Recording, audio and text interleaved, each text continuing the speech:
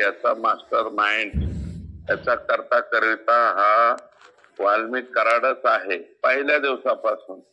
कारण हे विष्णू चाटे, सुदर्शन घुले, प्रतीक घुले हे बाकीचे सगळे प्यादे आहेत.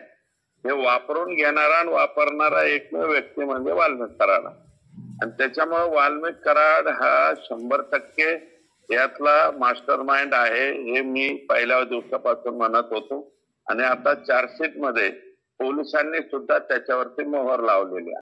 त्याच्यामधला अट्रॉसिटी 101, त्याच्यानंतर खंडणी आणि मोका हे 3 गुन्हे आहेत. मोका तर ह्या एकत्रितरित्या लावलेला आहे, परंतु हे 3ही गुन्हे कलम 34 प्रमाणे आता याचं दायित्व जे आहे सगळ्यांचं सारखं झालेलं आहे. आणि त्यातल्या त्यात मुख्य सूत्रधार म्हणून याच्यामध्ये नंबर 1 ला हे वाल्मिक कराड हा आरोपी सापडलेला आहे. वाल्मिक कराड हा सोपा साधा आरोपी नाही.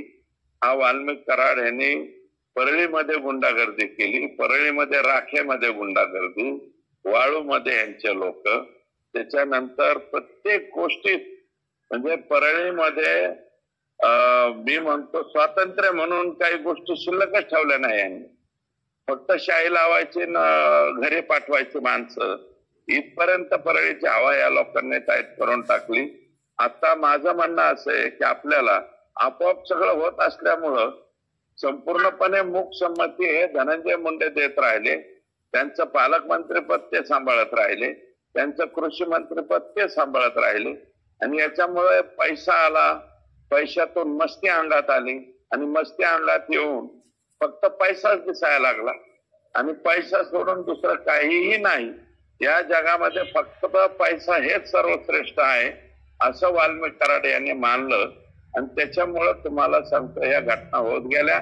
अगदी इतक्या निष्ठुरपणे, निर्दयीपणे, या लेकराचा काही संबंध नाही, त्यांचा कोणाच्या वाळल्या पातोळ्यावर सुद्धा त्या पोरांनी कोणाच्या पाय दिला नाही.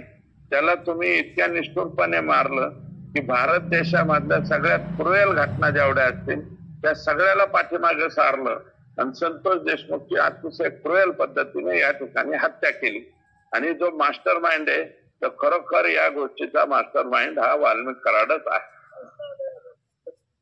सापडेल कुठं जातो तो, आता पोलीस लोक त्याच्या पाठीमागे लागतील, अगोदर आहेत, पळतो इकडून तिकडं, कधी संभाजीनगरला थांबतोय, कधी तिकडे थांबतोय, कधी तिकडे थांबतोय.